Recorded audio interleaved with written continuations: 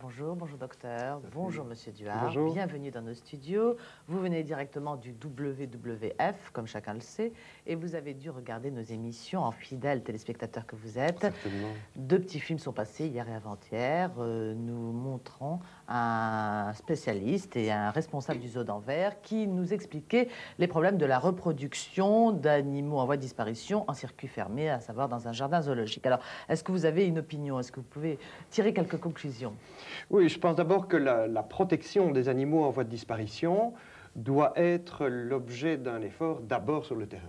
Je pense que tout le monde est d'accord et que la reproduction en captivité dans des zoos spécialisés est un pis-aller, parce que ce n'est pas le but d'un zoo de réussir à faire reproduire en captivité des espèces rares. Et je pense que même les autorités du zoo sont d'accord là-dessus. Maintenant, les zoos qui parviennent à reproduire en captivité des espèces rares le font pour des motifs éthiques, parce qu'on n'a pas envie de voir cette espèce disparaître, sachant que dans la nature, elle est vraiment très menacée. Oui.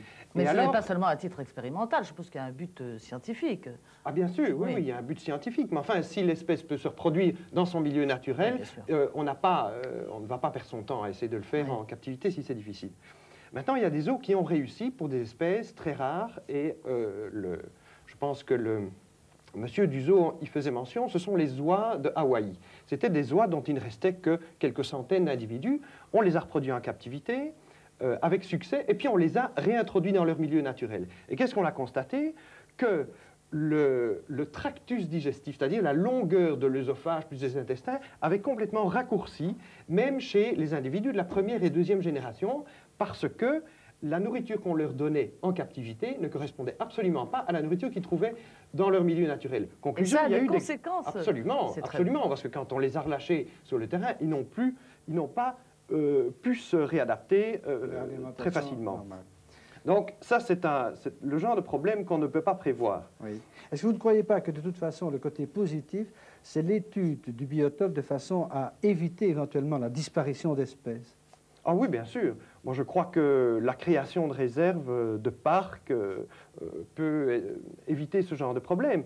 Mais les zoos se sont un petit peu attribués une responsabilité morale. Ils se disent, puisque dans le milieu naturel, il y a de gros problèmes, eh bien, nous, qui avons des spécialistes, essayons de garder ces espèces. Il y en a des tas, il en a cité quelques-uns, mais il y a, par exemple, le rhinocéros blanc.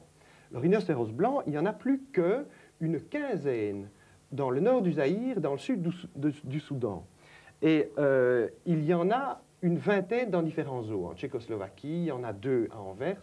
Et les différents directeurs de zoos maintenant se concertent pour essayer de faire un programme d'échange d'individus pour qu'il n'y ait pas une trop grosse consanguinité. Mais alors le problème sera de nouveau le jour où on estimera que la population en captivité est suffisante que pour aller en remettre dans le milieu. Est-ce que ça va marcher? Qu'on ne peut pas tirer des conclusions quand même pour dire que finalement la disparition d'animaux est surtout le fait de l'homme? Bien sûr, c'est le fait de l'homme. C'est non seulement à cause de la chasse, à cause des collections, des récoltes, etc., mais surtout à cause de la trop grosse pression démographique sur ces quelques milieux restés sauvages, parce que les hommes ont besoin de terre pour faire des cultures, etc. Et c'est ça le gros problème. Disparition des milieux naturels. Bien, mea culpa. Oui, Au revoir, merci. docteur. Au revoir, monsieur Duhart. Merci. À bientôt.